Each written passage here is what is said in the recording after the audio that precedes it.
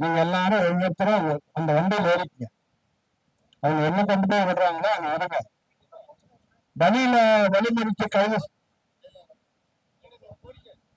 தோழர்களே, இன்னொரு தடவை சொல்லிடுறேன். இப்ப காவல்துறை வண்டியில ஏற்றி கொண்டு போய் மண்டபத்தை விடாம உட்காருங்க. மண்டபத்துல விடாம எந்த போக்குவரத்து எங்க கோயம்பேடோ இல்ல கிளாம்பாக்கமோ இல்ல எங்கன்னா கொண்டு போய் விட்டா திரும்ப அங்கிருந்து இங்க வந்துருங்க. யாரும் வீட்டுக்கு போக கூடாது.